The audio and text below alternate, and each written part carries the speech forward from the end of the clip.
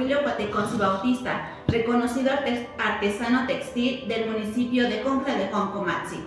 El día de hoy nos viene a hablar de las causas y consecuencias de las devaluaciones sexeniales del periodo 1970 a 1976. Recordemos que la historia moderna de nuestro país se tiene sus puntos de inflexión durante las cíclicas devaluaciones, generalmente durante los cambios de gobierno. Recordemos que al verse rebasado el modelo durante el gobierno de Luis Echeverría de 1970 a 1976, se optó por cambiar el Plan de Desarrollo Compartido, donde supuestamente se buscaba cambiar evidentemente el crecimiento económico de nuestro país, pero dando énfasis a la redistribución posterior de la riqueza.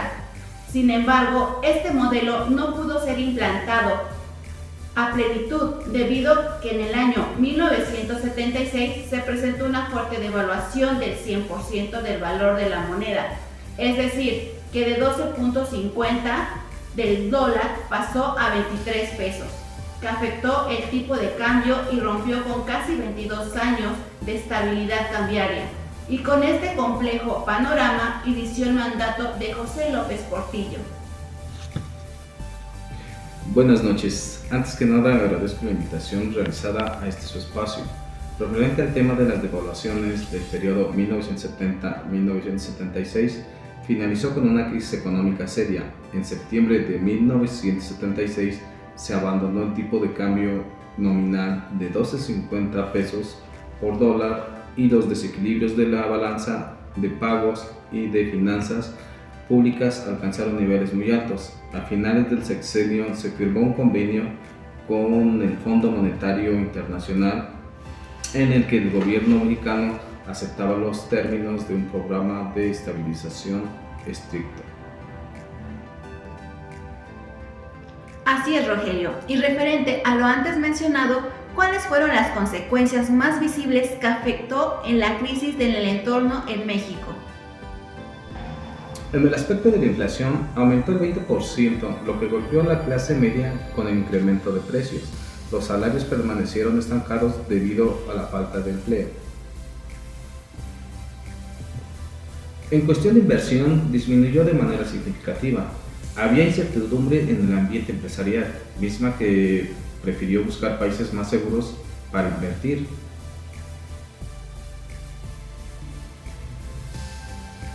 Y en la deuda externa, la deuda venía condicionada a la apertura de las actividades productivas a la inversión extranjera, y al tener pocos recursos para cooperar, el gobierno buscó ayuda externa que concedió préstamos a tasas elevadas. Así es, Rogelio.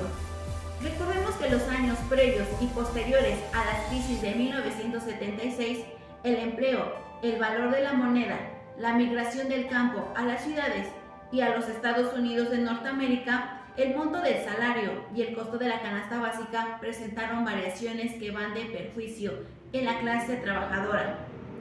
También es importante mencionar que en la crisis económica de los años 80, la situación social fue más preocupante, pues aún la sociedad no se recuperaba de una crisis anterior, por lo que originó una pausa de los grupos más marginados y al mismo tiempo que la riqueza se concentraba en pocas manos.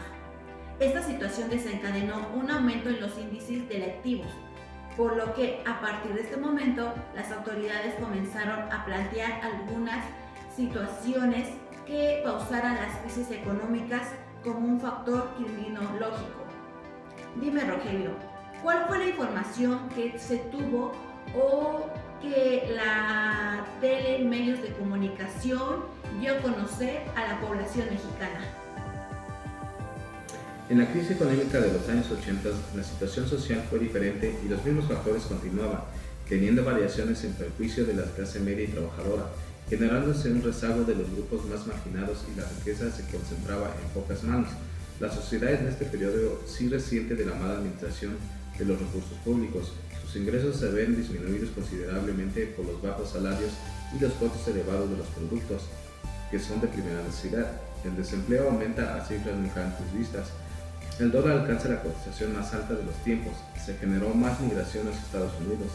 Cada año aumenta la deuda externa, tanto como la interna. por lo que podemos determinar el inicio de una crisis permanente en México y de la que aún no salimos y no se le ve fin. Las situaciones más significativas a mediados de la década de los 70 fue cuando México experimentaba una crisis provocada por el deterioro del modelo en situaciones de importaciones, que llegó a ser limitado para responder a las circunstancias económicas internacionales.